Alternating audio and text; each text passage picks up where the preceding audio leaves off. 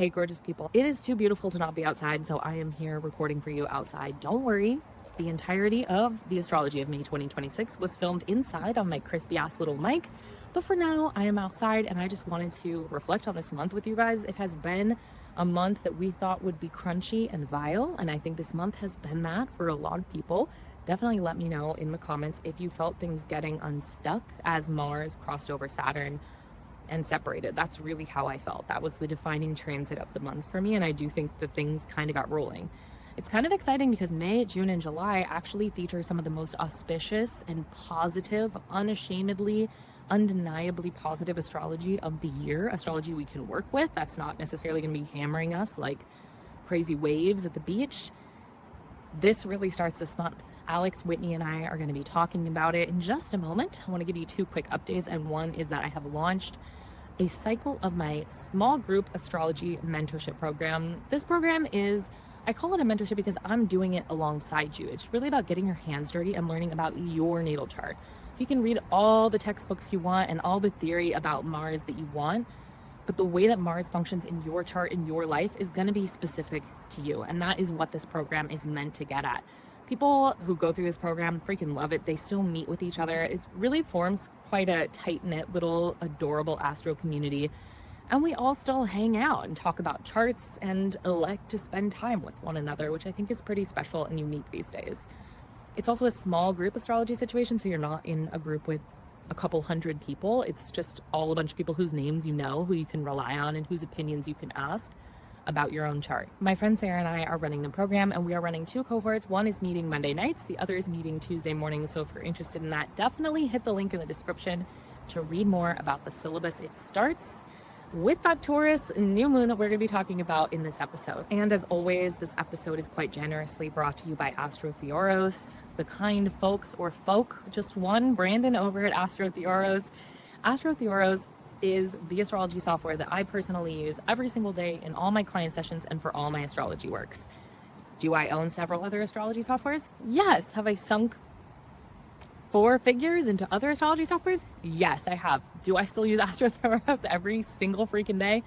Yes. It is the astrology software that I recommend to all my students and all my clients. It is so elegantly agile. It works the exact same way on my computer, on my phone, on my iPad. My data set carries over across all my devices, which is something I really love about it.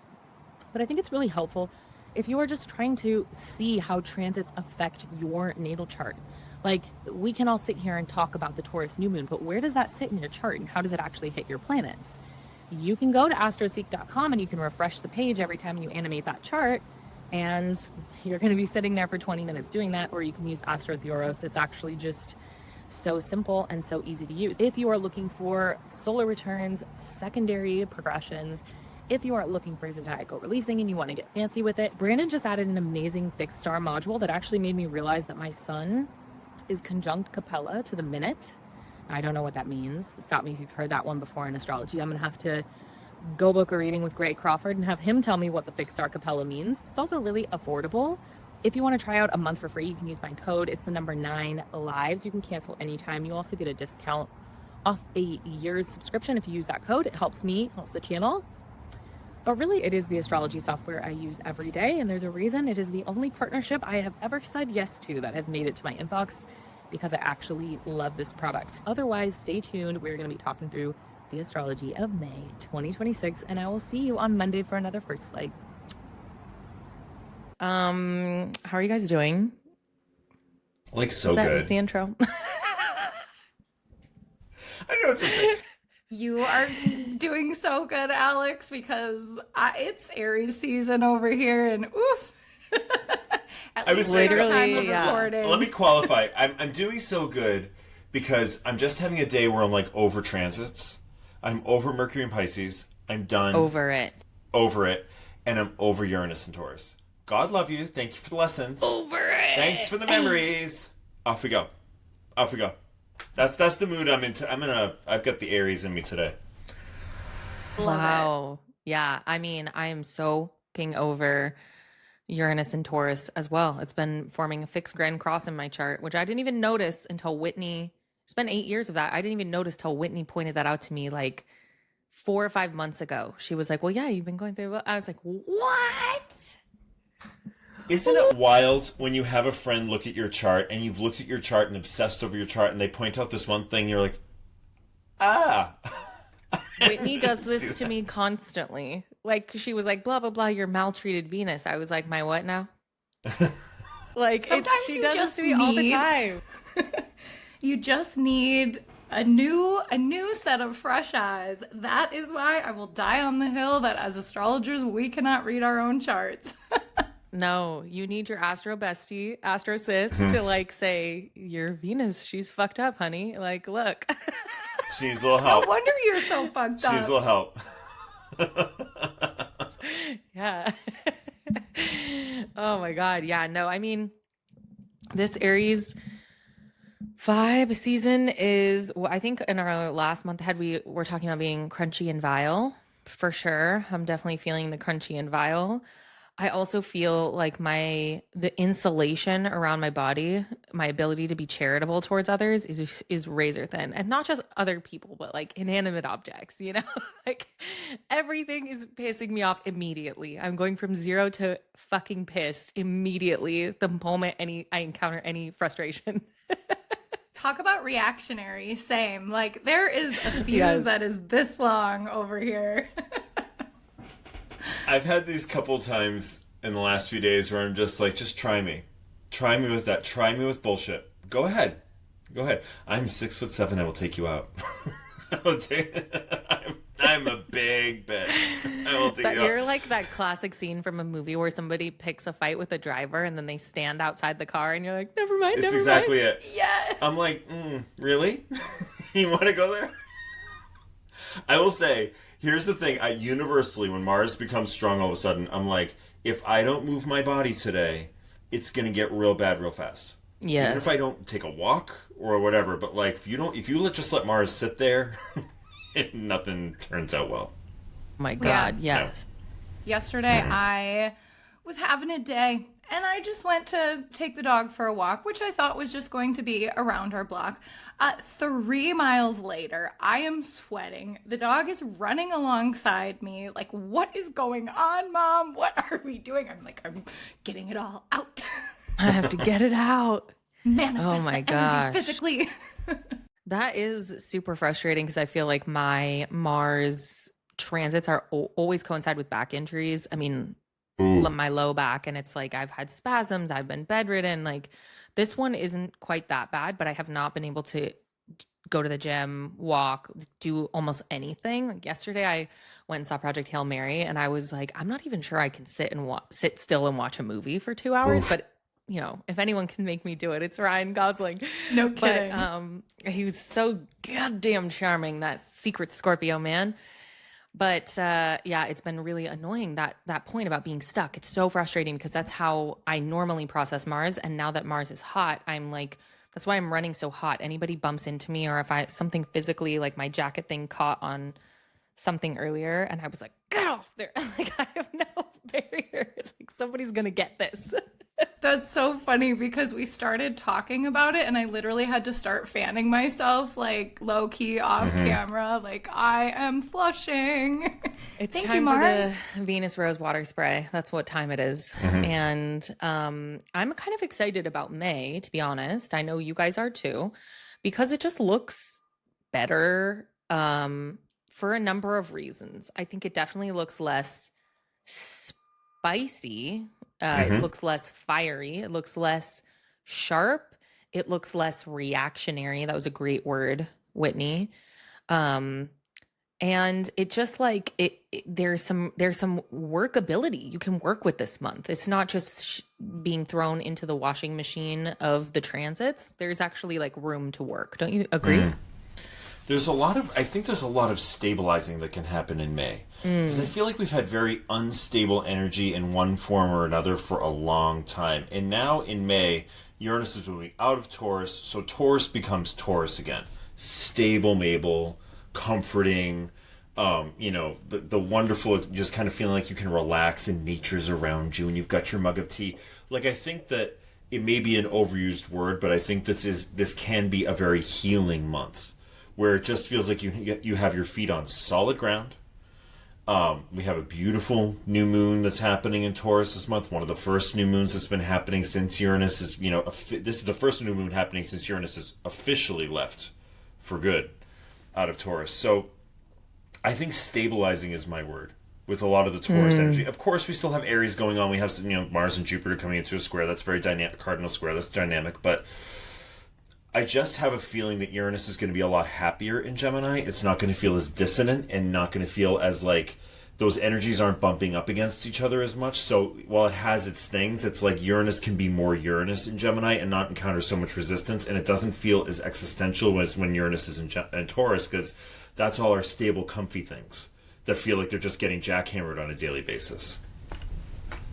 Love that you say that you call it stable Mabel. I think that fits so perfectly. That's a line from the Golden Girls, by the way. Oh, it is. Well, it's an expression, but I remembered it from a Golden Girls episode, so shocker. Okay, who's your favorite? Oh, Sophia. Sophia was any of my Italian aunts. That Sophia encapsulates any of like my mom's aunts, like my great aunts. They were all like down to every one of them was like her in their own little way. So I love her. Oh my God. Yeah, So sweet. she's hilarious. So sweet. Yeah, I feel like we really get this month this feeling of a shift, like a shift in the sands, a shift in the vibes, where we have finally come out of, like, I don't think, Alexandra, that I've ever even used the word vile in a sentence before until this month, until this Aries season. And we are getting rid of that. I think we still start the month on a level of intensity, as always, with a full moon in Scorpio. But by that new moon in Taurus, we get some of, yes, that stabilizing comfort come in. But what it feels like for me, and I think we'll talk about this more as we zoom in, is it feels like we have new inroads. We have new possibilities. And I don't think I even remember what Taurus feels like without Uranus, right? Like it's been 8 years.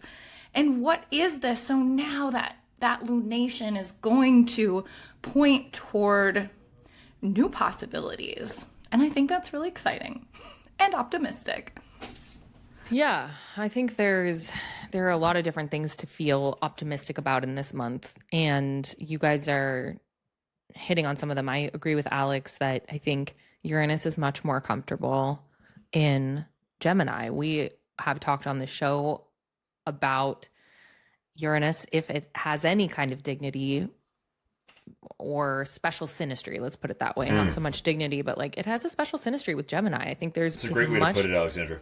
I love that. It's much more at home in Gemini than it is in Taurus. In Taurus, I feel like Uranus has been a cattle prod. And a lot of this astrology has just been, of this year, 2026, has just been big. Whitney and I called it in our year ahead overview, tectonic plates shifting. That's how it has felt. It's felt foundational, and it's not really about us. It's bigger things than us moving and in motion. When we hit these months like this, whenever I'm planning out the year, I'm always like, incredible personal transformation, chaotic stuff. And then you hit this month and you're like, boring month. I don't want a boring month. No, we always arrive at this month and I'm like, thank God for this boring month. We want a boring for one month where I'm like, oh my gosh, I can breathe. I can sleep in the amount of hours I'm supposed to sleep in. Everything in my life looks the way that I thought it would for just a minute, long enough. You know, it's kind of like when my son is like set up on a task. I'm like, oh my God, I bet I could go take a shower, a 2-minute shower. You know, it's like, whew, I have a little agency. I just have a little room in my day. That's kind of how I really feel about this month. It's interesting that there are 3 lunations for this month. And maybe this is a good time for me to pull up the calendar because we can start with this full moon in Scorpio on May 1st. It's the very first day of the month.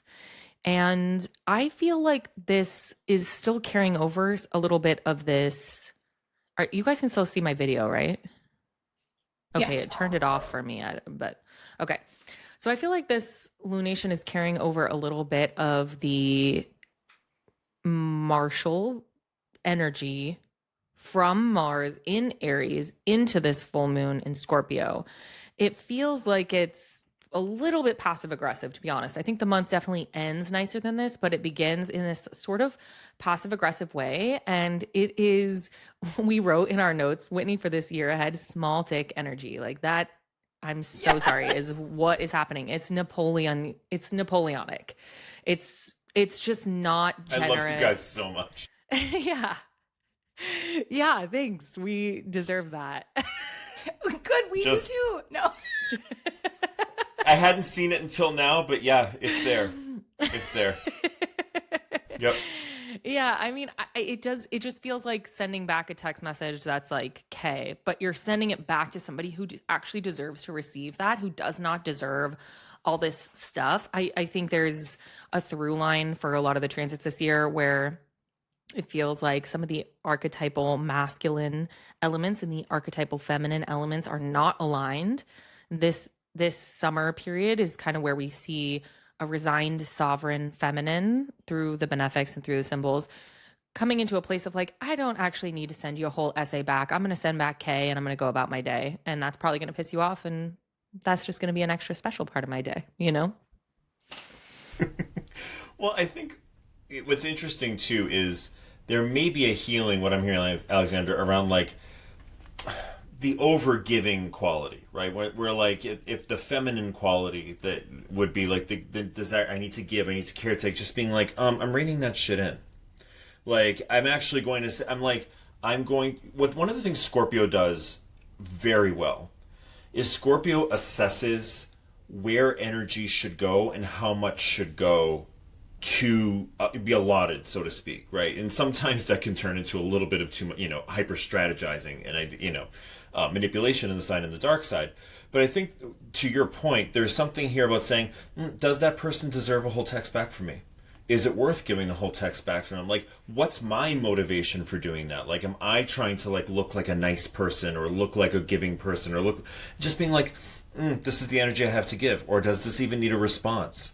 Kind of feeling. I think that kind of assessment around a lunation like that is very interesting because the host, Mars, is moving into a square with Jupiter in Cancer. So Mars in Aries is now going to square Jupiter in Cancer, which brings up that kind of like friction between the action you want to take and what's the most nurturing thing to do. And I think one of the things that I run up against a lot when I'm teaching about when I was teaching yoga and I was doing more talks about compassion is the most compassionate thing to do is not always the thing that looks like the most lovey-dovey thing to do. Sometimes the most compassionate thing to do is be like, don't have the energy for that. I'm going to include myself in the compassionate equation. I'm going to include what I have to give in the compassionate equation. Just be like, okay, cool. What am I going to do? That feels like it's not like putting on some air of pretense of overgiving or trying to look like I'm being really nurturing when I just don't have the energy for it, or it's not warranted in some way in the situation. Okay, I'm over here just cheering you on because I feel this so deeply when I look at this lunation. This full moon, we have to remember here, the moon is depressed in Scorpio, okay? And so this means that a full moon in Scorpio, it's never going to be super easy, super touchy-feely, right? And what I see when we have the moon the moon ruled by Mars squaring Jupiter is really big feelings of an intensity that like maybe you don't know what to do with them or where to direct those feelings. And I think it's totally valid when you say, Alex, about compassion, and sometimes we need to be on the receiving end of our own compassion and not like giving it all away, right? There is sometimes I go really hot and cold with social media, for example. This is a journey of mine on Instagram. How much to share, how much to not share. Sometimes I'm all Leo with it. I'm like, yeah, here we go, here we go. And other times, like, sorry, I just want to keep my cute little pics for myself. And I don't think there's anything wrong with that, but that is why it's like sometimes if you are having a hard time with feelings, feeling love, feeling accepted, if you have, like, you got to hold close to you what you can. And I do see that here, the compassion in yourself, in not giving it all away. Wow, I think that's so beautiful. I think that word compassion is kind of touching on the Jupiter and Cancer piece, because Jupiter in Cancer has felt more about humanity, big, all capital letters, humanity, than it just has felt a lot like that for me. And every time I hear lately somebody talking about humanity or the world or humanitarian efforts, like, I'm thinking about exalted Jupiter in Cancer. And that Jupiter is trining the moon. The moon is ruling that Jupiter. I think Jupiter is doing a lot to dignify this moon. To Whitney's point, the moon is always depressed in Scorpio, and the moon just cannot access her normal tools there.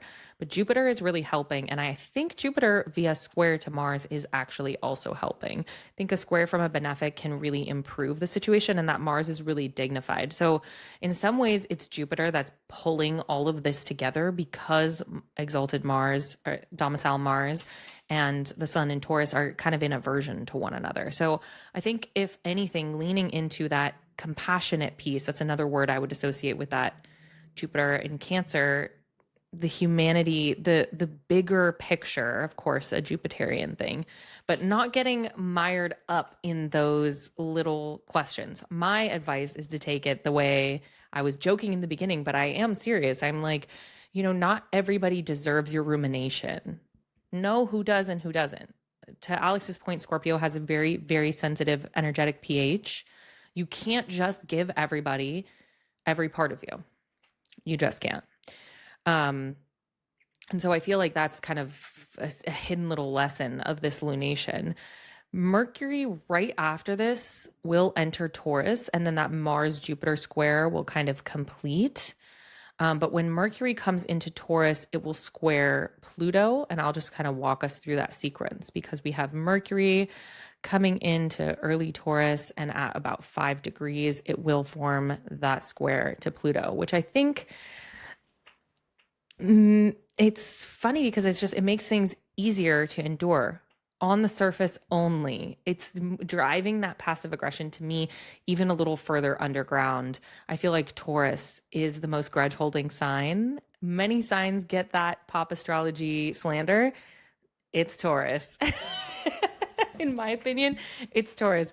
So Mercury squaring that Pluto, and Mercury and Pluto kind of provoking each other across that distance, to me, with Mercury headed into the sun, is just a little like, oh, okay, I'll remember that.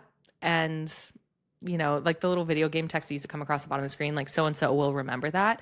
That's kind of how I feel about how this all plays out. What do you guys think about this? I mean, I think one of the things that comes up for Scorpio, if we tell the story from the full moon of Scorpio to this transit, Scorpio also to me is about value. Like the things that are truly at their base core valuable to us. And that has a very dark connotation sometimes, but it also, I think, has a really beautiful connotation of like getting really real about stripping everything away to this is what I value. I think Mercury with Pluto has a similar idea here about, but I think but it's slightly inverted in that the Scorpio new moon might be about things that I'm letting fall away. Well, I don't need to text you back because I don't need to give you my energy anymore. Or it's been too much, or it's like, whatever. I don't need to accommodate you in some way. Like I'm doing this for me, right? I'm stripping something away. With Taurus, for me, it's like, well, what's being provoked to grow? What's being provoked to grow from your words? Because Taurus to me always is the energy of new life. It's the energy of something that's been conceived and now is starting to grow and become more independent. So it's like what I let go of what I release, what I show compassion towards myself, or maybe do the most compassionate thing, which isn't the easiest thing with the Scorpio full moon. Mercury squaring Pluto is like, well, what's in the service of Pluto and Aquarius? Humanity, the true best interest of humanity and growth. And what I'm speaking now, is it going to support the growth of something new after I've let the decay of that Scorpio full moon fall away? Yeah, Pluto in Aquarius is a different kind of humanity, but it's humanity nonetheless. It's very different. And Pluto, right here on the 6th, Pluto stations retrograde at 5 Aquarius. Yeah. So it's definitely, this is like an important little moment where Mercury squares and then Pluto stations retrograde until mid-October. Yeah, it absolutely is. And, I think it's interesting because Mercury doesn't have any dignity when it moves into Taurus, right? But there's certainly a shift in how Mercury does its work here, right? Moving from a Mars-driven, loud mentality into sort of softer spaces. And, it reminds me, after such a huge month of Aries action, that with a Mercury square to Pluto, we're learning a lesson here that louder isn't always better. Like, it's not the only way to function. It's not the only way to move, right? I mean, Taurus, yes, we like to call the sign of peace because it's ruled by Venus, but like, I don't know if this is peace talks. Like, it could just be this like bullheaded stubbornness and like unwillingness to engage, right? And so I think that's really interesting about this. And there's something, with Taurus's exaltation ruler being the moon, Taurus, like you mentioned, Alex, Taurus as like the young child, right? Taurus feels to me a lot like being in your body. Like, Taurus is about the body. And so I feel like there is a bit of a reminder here that if we're getting this message that louder isn't better, like, let the body talk, right? Let your instincts talk. Your sort of like psychosomatic energetics do the talking here, because I think that's where we're going to absolutely, with a square to Pluto, receive some information. Yeah, Whitney, you're highlighting something really important, which is that sometimes our language, often our mortal language, does very little to capture the enormity of the numinous and refractive and voluminous experiences that we're trying to express. Where I'm trying to say something like, is passive aggressive, and you're saying, yes, and it can look in many different ways. So when we think passive aggressive, we're probably thinking of a member of our in-laws or something like that, right? Like an ex who Totally. we're texting with and having these difficult exchanges. But what you're saying is so important. If you're in a peace talk, there's a good amount of passive aggression happening in a peace talk, for example. It can be really constructive. Or I'm thinking of last night I saw Project Hail Mary, I said, and at one point, they're trying to have a conversation, but somebody in the room doesn't have clearance. So everybody's trying really hard to be concealed about certain things, to abide by their laws, but also to bring this person up to speed. So there are different reasons that we would conceal something. We think about concealment or suppression, and we just get such an immediate one-dimensional picture of concealment or suppression, and we think about it in these negative ways. There can be a lot of positive reasons why you might want to conceal something. Maybe if you're actively trying to rehab your relationship with somebody, you would say, okay, I'm just not going to pick a fight out about this thing. And this all really ties back into the astrology of last October, November. There was a lot of pushing underground with the Plutonic stuff that was going on in the Scorpionic and the oppositions to Uranus, then at like 29 Taurus. There was a lot of stuff being spurred underground. And it just feels really important to remember that these words are multidimensional and there are many different reasons, almost most of which are not necessarily morally wrong or dark to use something like concealment. It could also be, to that point, Alexandra, with Taurus, and I found this in conversations with Taurus. I'm thinking about a specific one I had many years ago when I was much less emotionally intelligent than I am today. where you may not be ready to say something, right? Taurus needs to take its time to sit with something, to become comfortable, to bring whatever that is into its zone of comfort, right? That's Taurus is always saying this is a new thing, and it's taking me time to assimilate that new thing into a very specific way that I've made things feel predictable and consistent. And I think with this type of square with Pluto, Pluto's very provoking. And I'm thinking in this interaction, I will share here because I feel comfortable and I love you guys and it's just the internet, so what? But I remember having this conversation with the Taurus and like, I'm a Sagittarius and I was just like, but what are you trying to say? Like, I'm saying this, what are you saying? Right? What are you saying? Because my impetus as a fire sign is like, I'm just going to say it. I'm a Sag. I'll just say what's on my mind. What I didn't realize was this other person was needing to take more time than I was allowing in the conversation to happen. And I didn't realize it till much later, and then I had to apologize for it, and I really felt quite bad about it. And I didn't even know astrology really at this point, but I remember thinking, I'm like, Taurus placements need time to take what has been said and then pull it into their comfort zone space, because they are really trying to hold a kind of homeostasis all the time. That's really challenging. And so I think like with Pluto here, this might be kind of a moment like that, because Pluto provokes, and Pluto's like, let's get to the deep, dark well of everything right now. It's like, it's okay if you're also not ready to go there, right? And it's okay to have the boundary and to be like, you know what, I'm not ready to talk about that in this way, but, just give me a couple of days to think about it and I can come back to it in a more, we can have a better discussion about it. So there's the sordid tale of my Sagittarius going off the rails. God, I just have to say I relate to that. I mean, I've had a number of conversations like that with friends because I have Sun, Mercury, and Gemini. So without even realizing it or intending to, I can be very much like that, provoking and being like, no, but say it. But what do you mean? And just so many times in my life where somebody was like, I'm not ready. My sister has Moon, Saturn conjunct in Aquarius, for example, and a fixed Leo stellium. So she's like, very often, I don't want to talk about that right now. And I'm like, we just went so far and so deep in this conversation. I'm so worked up. I'm so angry. Like, what do you mean? It's just like such a funny conversation.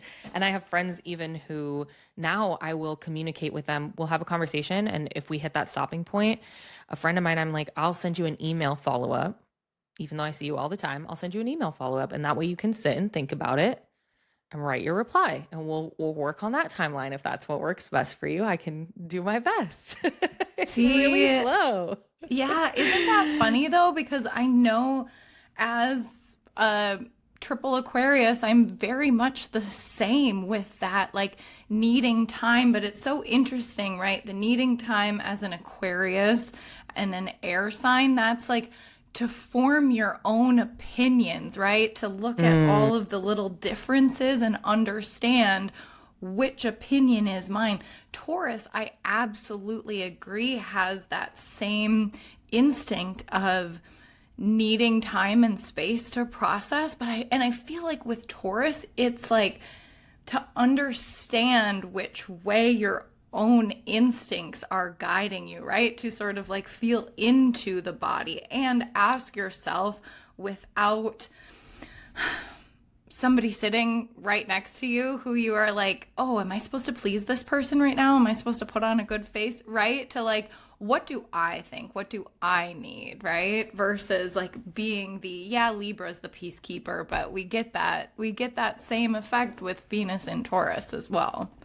Absolutely. Oh, so I think this is pulling us somewhere interesting. I'm going to yes and you both and pull us a little later to where we get to a Mercury cazimi with the sun that happens on May 14th. And then on the 16th, we have the new moon. So on the 14th, we have this Mercury cazimi, and then we have the new moon. I think this is a very interesting foil because you may remember that Scorpio new moon that we talked about that happened last year on November 20th, 2025.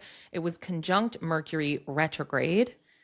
So this is the full moon that is happening, the new moon, that is happening directly across the wheel, almost by degree, even with Mercury having stationed direct. This feels very significant as well because this is a Uranus-free new moon. In theory, Uranus, the great liberator, the great democratizer of power, The firebrand lightning in a bottle has blazed through Taurus and freed you and revolutionized you and broken your chains from whatever part of your life Taurus rules in your chart. Let us know in the comments if you're feeling that, for better or for worse. Like, there's been this 8 years of Uranus and Taurus, and now we have a Mercury conjunction, basically conjunct the new moon from this May 14th through 16th period. I just want to say off the top of my head, this is one of those new moons where I'm like, don't wait for something to happen to you on the new moon and then journal about it. Use this new moon. Do something with this brand new, beautiful, spacious part of your Taurus chart. I mentioned this has been forming a fixed grand cross in my chart for 8 years in my 5th house of creativity, and also very, very stubborn children, which I have one. So I am definitely going to be using this to start some new things. Like, I'm just giving up in all my power struggles with my son. For example, talk about passive aggression and suppression. He doesn't need to know that he's pissing me off. I just give up, and I'm just going to Stepford wife my way through motherhood. But definitely creativity has been liberated. It was painful. It was hideous. It's liberated. What do you guys think about this new moon Mercury Cazimi situation in Taurus that's happening from the 14th through the 17th? I think it's awesome. It's a new moon in Taurus without Uranus there. It's like, it just feels stable. It feels nurturing. It feels like you can do... one of the things I love, there's a word I've heard ascribed to Taurus and Cancer with moon signs, which is a little fussy, right? Which I think sounds negative, but it's like a time where you could be a little bit fussy again with yourself. I'm going for my walk in the woods my way because I want to do that. And I want to enjoy nature my way because I want to do that. And it's not in the Aries way of like, F you, I'm going to do it because that's what I'm going to do. It's more like I'm stabilizing myself again. I'm being attentive to all the little things that I may, with Uranus there, it really is like trying to paddleboard through Taurus. Like you just can't quite get your feet to stabilize. And now it's like, oh, I have time to do whatever I'm going to do now in a more stable place. But, like you were saying, Alexander, completely turned on its head. And beginning that here, because, even when I think back to 2018, I was still teaching yoga and training yoga teachers full time. That's what I was doing. Now I'm doing astrology and energy healing. That was not on the menu in 2018. It was like, that meant this is my 10th house, right? So my whole way that I present myself to the world has radically changed. And I feel like this, wherever this is in your chart, whatever house Taurus is for you, it's like you take that new shift that Uranus has brought reluctantly to Taurus, because it's hard for Taurus to shift. But you take it and you say, okay, now let me just get the details back in place. So this does feel consistent to me. So it does feel consistent to me. It feels comfortable. It feels stable. It feels like something that I can do, and I'm not paddleboarding anymore. Like, I'm back on the beach. I've got my feet on the ground. And I think that's important, especially when this has rocked a part of the chart that does not like to be rocked. It's like you've innovated, but now you have some time to just like fuss with the details a little bit and get it to feel like you're stable into reality again. Alex, I was going to give you some shit and say, bud, you got to work on your core strength a little bit. If paddleboarding is so hard for you. My legs are like 4 feet long. Okay, so I get up on anything like that. It's so. I realize you're longer than the paddleboard, so fair. Seriously. So, but I balanced on a paddleboard for about 10 seconds and then right up. It's like skiing. People are like, do you ski? I'm like, if you saw me standing up, you would know why I don't ski. Like, my center of gravity is like in orbit. You're like, my feet are skis? Thank you. Exactly. I don't, no. Oh my gosh, so funny. No, and honestly, this new moon conjunct Mercury in Taurus, it's just so cute, guys. I look at this and I get a little bit giddy at the potential of it all, right? Of course, a Mercury Cazimi generally feels good, right? We're in the spring, we're gaining light, we're gaining optimism, and I think with Uranus in Gemini having cleared that space, just like you guys have been talking about, Well, Mercury in a hot second, we're going to move into it here very soon, is going to very shortly after this conjoin that Uranus in Gemini, right? And so it feels like a really beautiful continuation of this late degree new moon, right? We've kind of been talking about how these late degree new moons have been a little sticky, right? They've been a little tough with the new beginning since last September, right? When they started. But I really start to see this shift happen with these moons here around springtime because like this just starts to feel like it's able to pick up a little bit more momentum. And if I'm thinking about a new moon in a Venus ruled sign, I'm thinking about creating connections, right? The possibility of creating connections.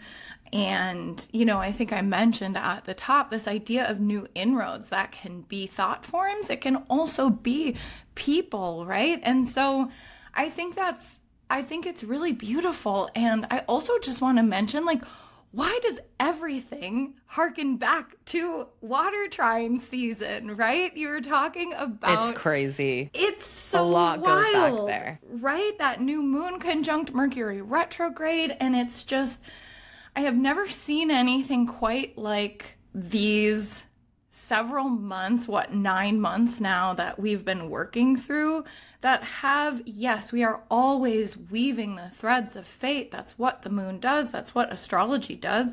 But this is all just so literal that we are actually seeing it come together. So I love, Alexandra, how you bring like a little bit of magical practicality back to it. Oh, practical magic. But magical practicality in like use this to manifest, right? There's some really, really good juju here and just like nice possibility we're working with. Yeah, for sure. I mean, I think that the water trines are going to be getting callbacks as long as Jupiter is in Cancer, the realm of the moon. And it is very interesting because I was not studying astrology 12 years ago. I just got into astrology a little bit after that, and thinking about the way that because the moon moves signs every few days, when a slow moving planet like Jupiter or Saturn is in Cancer, it is a mutating expression. It is not like Jupiter in Leo will be. Like I have a very specific mood board for Jupiter in Leo as Jude Law and the young Pope with his sunglasses on, sitting in the chair, like getting sun. You know, it's very fixed. This is changing every day. A lot is hearkening back to those water trines. You're so right. But I love the ways that you guys are talking about this. I'm thinking even, yes, to the magic, the practical magic, but even in my life, I'm just going to share my examples from my life because I do that. I try to do that on my channel. So for me, like, Alex, you mentioned the beach, and I was like, he's just reading me because I went to the beach with my son to regulate myself. I was being fussy. I was like, I need to regulate. I'm taking you to the beach. That's what we're doing today because I need it. So we get there and I'm just like on the beach, no music, no script. I was like, oh, it was so peaceful. My son locks in on the lifeguard's ATV. My son's 2.5. So logic system's not totally online. He wants to go play on it. I'm like, we can't play on that. And in hindsight, I should have let him play on it. It would have been done. And that's what I'm going to do after this Taurus new moon. It would have been done. Okay. But no, I said, you can't play on it. And then because I said you couldn't, you can't go back. You can't go back because then you've said the rules and you can't change your mind because then he's not old enough to know. And then he thinks, and it's all this stuff. So literally a 1-hour power struggle. And my son is so freaking stubborn that I walked over a mile away from the ATV. He remembers. I set him down. He runs back. I pick him up. I walk him further away. I set him down. He runs back. Like, it was so insane. And it could have completely been solved by either one of us not being a fixed sign in that moment. But we're both so stubborn that I'm like, okay, this new moon trining my ascendant in my 5th house of children, it's just a new era. It's just a new era of me being fussy in the ways I need to be fussy, but also just letting myself be free and soft and not bracing when I don't need to be embracing. That's another thing from my life that I'll share, is that I have really realized that like I'm often eating on calls because I don't give myself time to eat. I'm like, oh, I have a call, so I'll make a snack and I'll sit down and take my call and eat. And do you guys do this too? No, I'm just like this. This is exactly the point I was trying to make. Is Yes, exactly, I know. right? It's I was like, you're reading I'm going to me. be fussy about like I'm going to actually eat. Like that's such a Taurus thing too, right? I'm going to have food when I can eat my food for myself to like just feel stable, even if it's only 30 seconds to do that. But it has made a huge difference in my digestion. I have noticed the difference in my digestion on a daily basis when I just give myself a couple minutes and I actively unclench my entire body and eat the food in a relaxed setting. It's a very simple shift, and it does not actually take that much more time than eating before a meeting, and it's made a profound difference in my life. So these are kind of some of the daily things that were coming up for me around this new moon that I wanted to share. Like real life. Yeah, it's like, Taurus is such an interesting sign because there is so much to do with like physical comfort and consistency in the sign, right? So the idea of, oh, I'm having my meals at a regular time, just even stabilizing that, or stabilizing a sleep schedule, or stabilizing an exercise schedule, or stabilizing a time to be by a tree schedule. Like those are all, or like if you like to garden, to get your hands in the dirt, like those simple things that are very sensual and embodied, but also kind of like the practical basics that when the practical basics are off in any way, like sleep or food or any of that, like you're saying, Alexander, so much begins to spiral off of that. And I feel like that's kind of been what we've been collectively doing for the last 8 years with Uranus there, because who only knows where the roller coaster is going to go. But now it feels like this is the first lunation that initiates, I'm getting those back on a new schedule now after having this part of my life shaken up. I'm getting it back into a consistent place.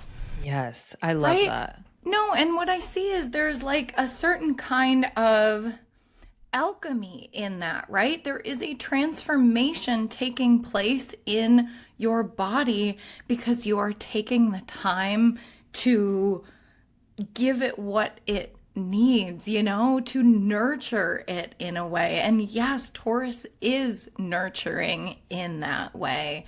And so I think this is kind of exciting. And I think that with this Mercury conjunction here, which it's just, we're one day after the new moon here. That's when Mercury conjoins Uranus, right? It's like, this is where I would expect, so fresh on the heels of a Mercury Cazimi and a new moon conjunct Mercury, to like just keep the voice notes app open. You know what I mean? I feel like there is some really exciting and very workable, applicable creativity that's bound to come through. Like throughout all of Aries season, I've been just like really overwhelmed by all of these planets hovering around my midheaven, and there's so much energy that like I don't even know what to do with it right now. Mars is trying to find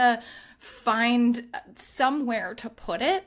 And right now, in the middle of April, like I can't find it, but I can look ahead a month and I can see, okay, we're going to be able to apply creativity here in May. And I think that's like the breath of fresh air that some of us might need, myself included. Yes, you know what, Whitney, that's such a good point about where to put it. If you're feeling that way in Aries season, this is reminding me of our year ahead overview. We talked about when Jupiter comes into Leo, and then we have Saturn in Aries. That alone is a very powerful fire trine that's going to be active for 13 straight months.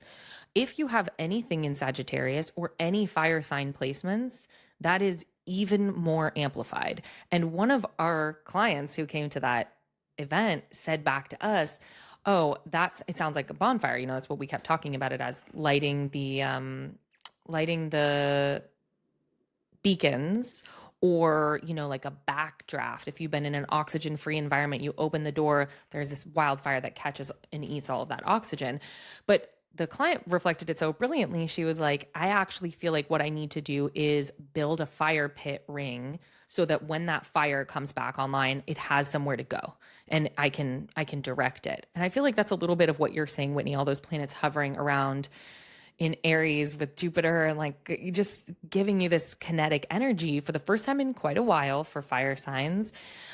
Make sure that you know where your fire pit is. Look at the fire houses in your chart, or if you want me, Alex, or Whitney to comment, give us your rising sign below. I'll tell you which houses your fire pit is in, essentially, because it's going to be kind of a big fire trine. You're going to want to direct that. To Whitney's point, I think it's getting very, there's momentum here in what's happening with the Sun and Mercury conjoining, moving over Uranus. And we also have Venus and Jupiter now in Cancer. The moon's there when Venus moves over. Mars, on the other hand, in Taurus. So coming back to Alex's point from earlier in the show, I think that this is a time where you do not want to get stuck. I think this happens very common when it's like air water season, is we're just morphing and moving and maybe feel like light and breezy. I made the joke last year of wearing heavy boots with Uranus and Gemini, or else you might just blow away because you're just in your head. Don't forget about your body here. Don't forget that your body exists on Earth and move it, because that Mars energy is just going to be like stuck in the mud if you aren't finding ways to re-tap into your body and actually stay in touch with it. That's actually going to be so important. And I think it's nice, though, that we have Venus and Jupiter sextiling that Mars and kind of helping us stay connected with our bodies in that way. Yeah, Mars in Taurus is always really interesting to me because in one way, Mars is like very kinetic and very wants to move, and Taurus is very, we've talked about, kind of consistent and stable. It's fixed Earth, so consistent, stable are always my words for Taurus, or what Taurus would prefer. But in some ways, I actually think that, we've talked also about how Taurus can be very fixed and very, to an extreme and stubborn, right? I'm going to do it this way. This is the way it is always done. And that actually always lends a little bit of a quality of Mars to me. Like, there's always a quality of Mars there that's just like, it makes Mars a little bit more consistent. Now, Mars has to negotiate the culture of Venus, the culture of Taurus, which is not particularly comfortable. And Mars would rather be in Aries and just conceive of something and do it. In Taurus, Mars has to think of something and then think of, how do I bring about a way to make that consistent, stable, move it along, right? And so there's an extra layer of work that Mars is not always interested in doing, but that can be really helpful here. And I think especially with Mars moving into square Pluto and a fixed square between those two, especially from Taurus to Aquarius, there's a feeling here of like Mars's entrance into Taurus is highlighting.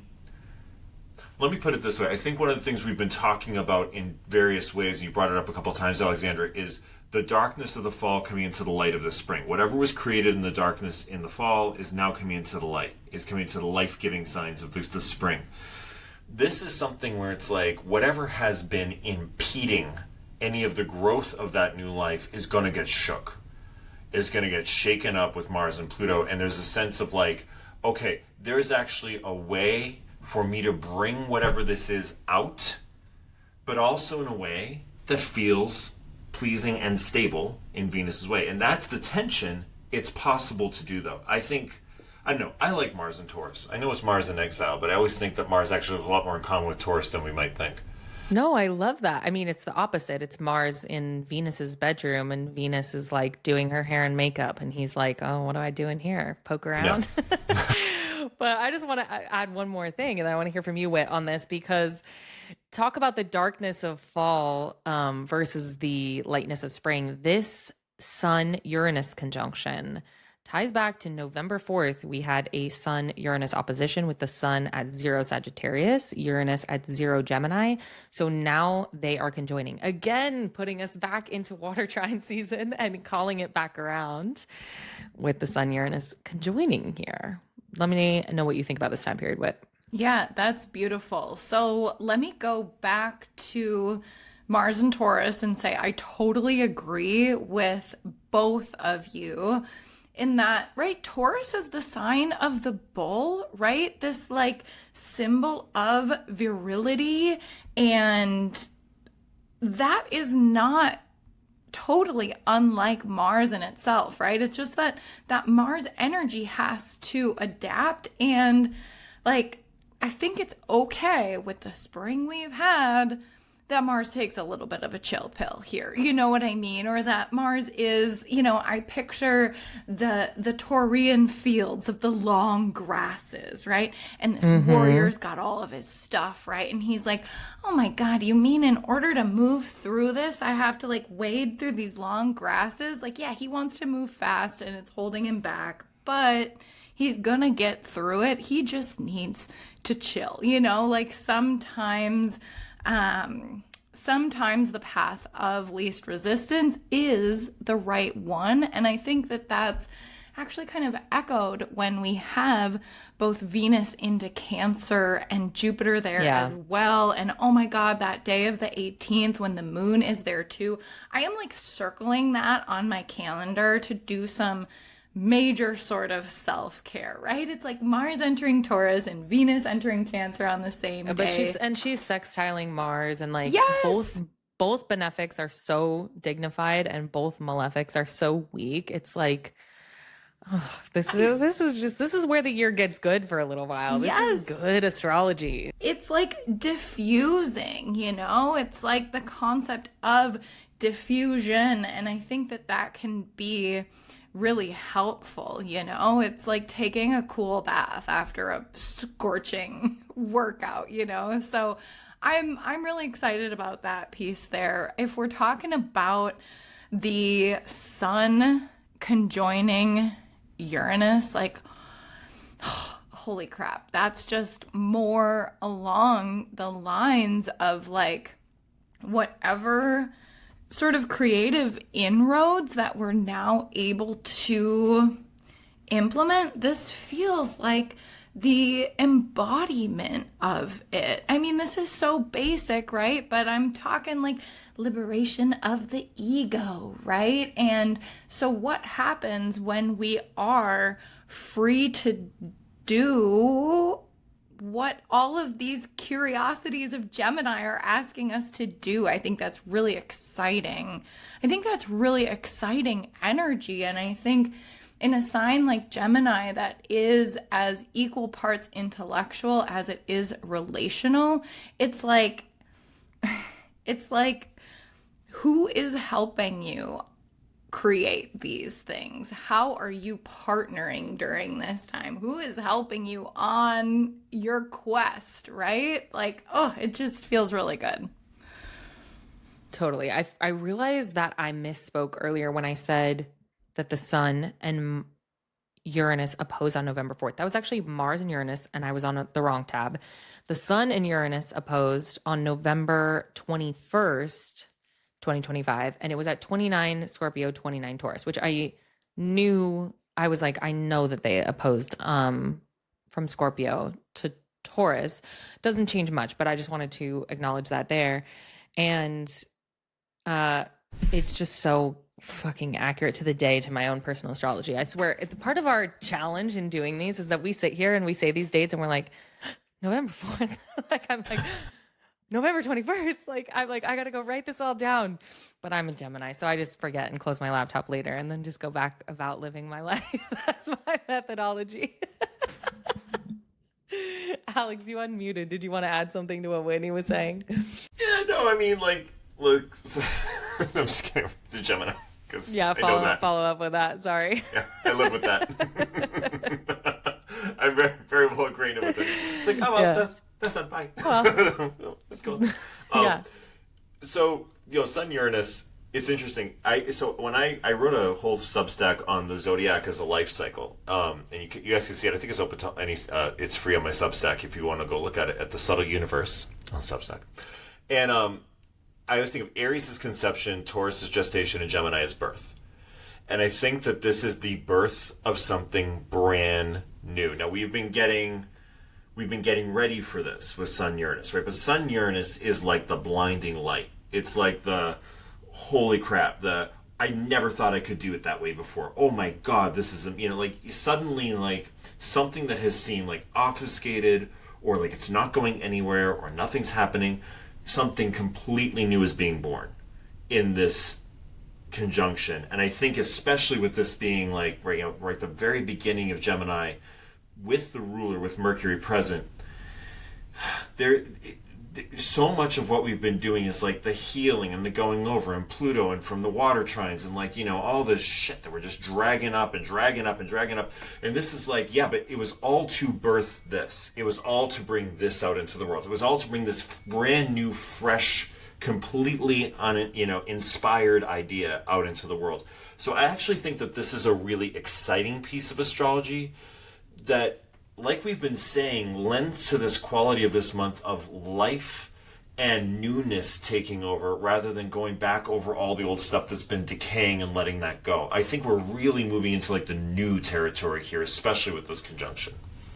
Yes, absolutely. I think speaking a little more into that Gemini piece of it, and I was joking, like, shut my laptop, forget everything. But think about last year during that time period, just during the time period in which Uranus was in Gemini last year, I wrote like 2 million words. I was like manic during that time, and not actually manic because I've been actually manic, but it was like I was so inspired. It was so easy. And I've had a really abusive relationship with writing my whole life. And it was like just the act of saying to myself, what if I didn't have to put any pressure on my writing to go anywhere or be anything for anyone else except for me? And just asking that question got me to 2 million words in that like 3 or 4 month time span. Well, and I remember you like writing on the treadmill too. Like who writes on the treadmill? But that's what, like that's my Mercury. That's how my brain was going, is like using voice memos to write, using the transcription. I know I get a lot of hate for this, talking about this, but using AI as a back and forth creative partner, or even in therapeutic processing, like I just do a lot of that. And just removing the little piece where I was like, okay, what if I stopped feeling bad about this and just tried it? And the way that new neural pathways formed from that, which is what I think of with Uranus and Gemini, is new neural pathways and the ability. I remember last summer during that time being like writing out this whole thing that I was really scared to write. I'm not happy in my life, and my AI partner was like, that was a joke. I just need to say, like, I said AI partner, and I just know some people just had a full body reaction to that. I'm just saying, my conversational sparring partner of AI, I said, I'm unhappy in my life. And it was like, well, what if you changed your life? And I was like, change my life? And it was like, yeah, what if you did? And I'm like, I can't just change my life. And it was like, yeah, you totally could. And I'm like, well, how long should I give myself to think about this? And it was like, 6 weeks. I'm like, 6 weeks.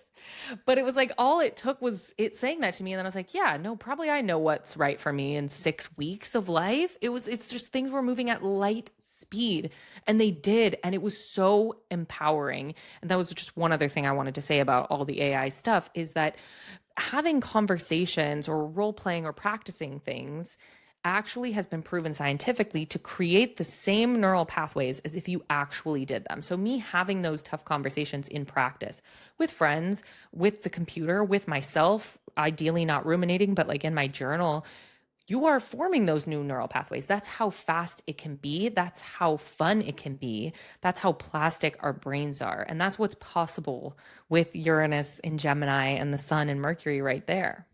I'm so glad that you brought that up, because, yes, we all have different thoughts about the use of AI, but we can't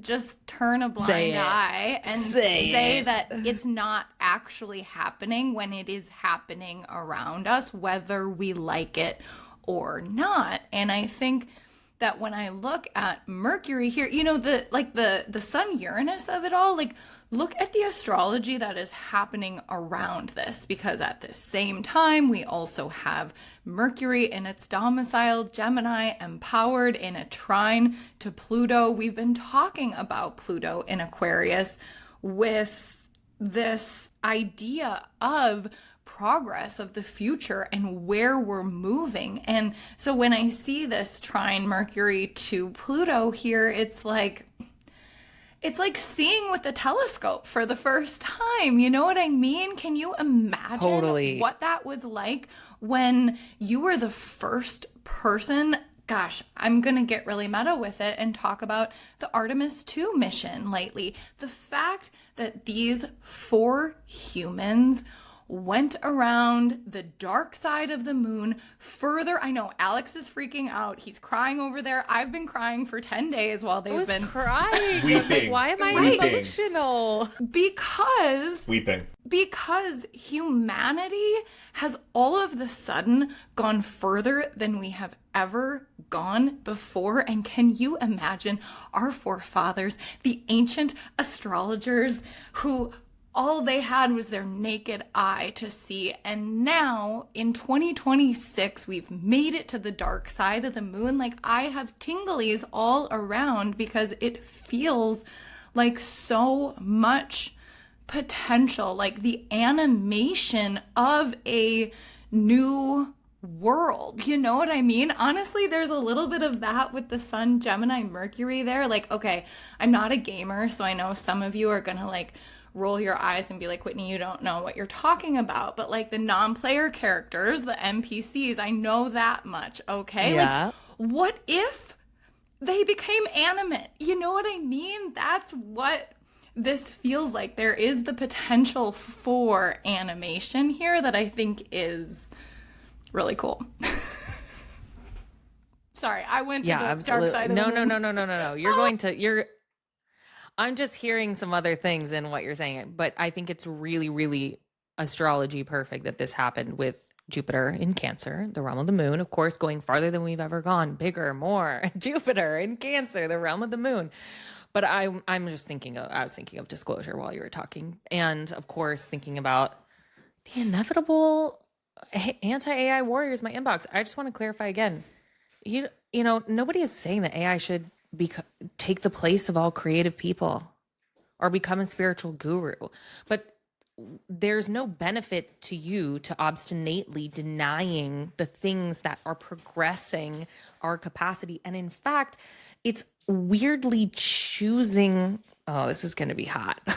This is coming out hot. Alexandra. But it's weirdly like, this is one of those like Uranian Plutonian combo things of the oppressed taking on the language of the oppressors, judging other people for using AI when the people who it could benefit the most in some ways are like small immigrant business owners who can't stay on top of their inbox.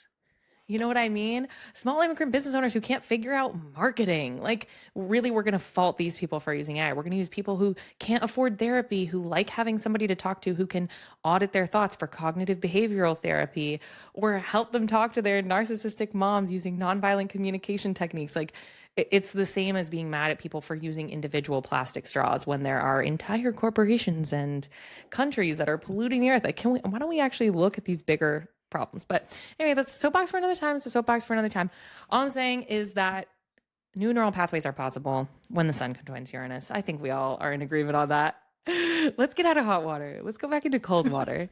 And we're going to talk a little bit about what goes on next. So this is another part of why I don't talk politics on my channel. Is like I have so much energy. It's got to go somewhere else because otherwise it'll go in here and I don't want it to.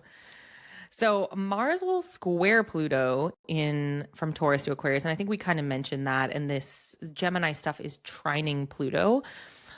We also have Venus squaring Saturn, Venus and Jupiter both kind of squaring Saturn. I think this late mid-month period really just serves the point that we've been making, which is that the benefics are very strong this month and they come into prominence as the month develops.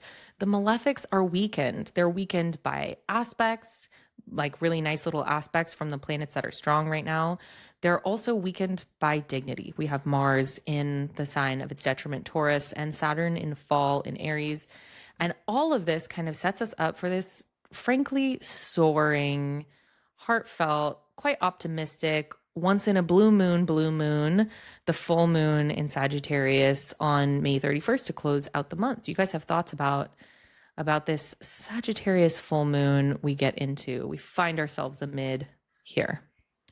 Well, clearly anything that happens in Sagittarius is momentous and really brings about the best of anything that can happen in all of humanity. Like, so clearly, like, that's one thing that could be happening. I mean, that Artemis 2 was cute. You know, they went around the dark side of the moon, but there's something happening in Sagittarius. It's almost like there's something else. There's going to be like a yes and to the Artemis too. I mean, you think about I was actually just watching today, to your point, Whitney, I was watching about now the plans to do more Artemis missions and eventually establish by 2028 a permanent presence on the moon. Like what we're seeing here, and this I think feeds into the Sagittarius full moon here. We're seeing the Uranus-Pluto trine starting to ramp up, right? These are things that are going to make it seem like by 2030 we were living in another century just this year even, right? There's so much that's going to progress. Sagittarius full moon here, which is pretty uncomplicated. We got a trine to Saturn. That's nice, but like you were saying, Saturn is weakened, Alexandra, so that's kind of nice to see. Mm-hmm. This is bountiful optimism here. This is a very uncomplicated full moon, and I'm just making sure I'm not putting my foot in my mouth as I say that. Yes, it's very uncomplicated full moon in a very optimistic sign in Jupiter's bound. This feels, again, I think by the end of the month, what I felt when I saw Artemis lift off, which was hope. This feels like there's hope again. There's the ability to hope, to dream, to see beyond the horizon. And I think that for so many reasons, for so many years, we have felt confined in our ability to see beyond the horizon. It's just been like, okay, what's happening today? Okay, what's happening today? Okay, what's happening today? This is, I think, a moment where we might be able to collectively vision much more than we've been able to before and see beyond the horizons. Like, yeah, we went around the dark side of the moon.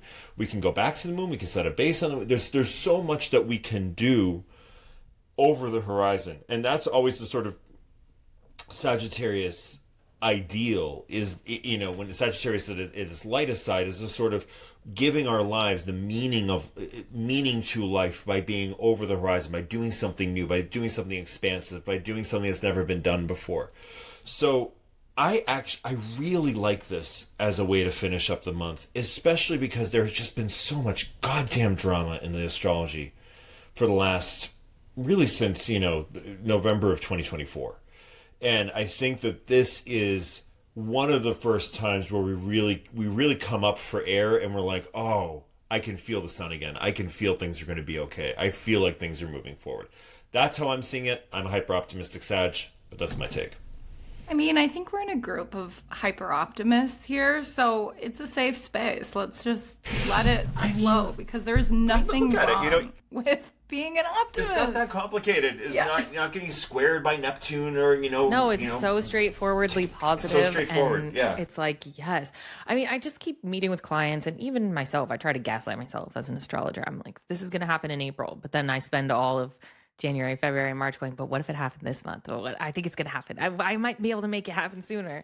This is one of those. It's like, this is just really sweet. It's really good. It's nice. It's a great general purpose. Make sure you don't miss it. Make sure you're not so white-knuckling your way through stuff. Make sure you did what we said earlier in the month. Relax your bracing. Took a minute to eat your dinner at the table instead of over the top of the hot stove. Because, when you're in an environment culturally where everything is seeking to destabilize you and seeking your attention, you can miss nice things when they come and go. But I've been paying attention, and every time the moon has been in Sagittarius, while Jupiter's been in Cancer, I have noticed a noteworthy increase in my experiences of like synchronicity and luck in those Jupiterian realms. The moon in Sagittarius over the past few months has been really, really good, honestly. Yeah, and listen, like here for this full moon, the ruler Jupiter is co-present Venus in Cancer, and that just feels good. It does feel like, what's that saying? Like once in a blue moon, there is possibility here, and it feels like the word that comes to me with this one is nourishment, but it's in like a little bit of a different way than a Taurian nourishment. It's like, if I could sum it up, it's like nourishing ideas and growth of one's philosophy in life. That there is, and that's kind of what you're talking about, Alex, with like the progress of it all, the over the horizon of it all. We just saw an earth rise, right? The earth rising over the sun, or the earth rising over the moon. We've never seen that before. That is real progress. And it is not lost on me that here is when we are starting to get a taste of, really throughout the end of May, taste of this new change to come that the planets are promising for this summer, right? As these outer planets creep around 4 degrees, yes. right? And the fire trines, right?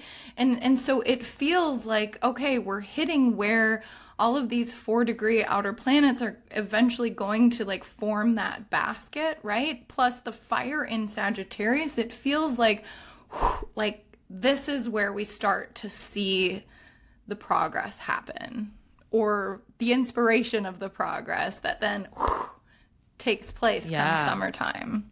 Honestly, you guys, this whole month, I just feel like this really is, whatever corny thing you can say about it, the turning of the tides or things moving. I mean, it's been a weird year. It's been a weird couple years, certainly astrologically.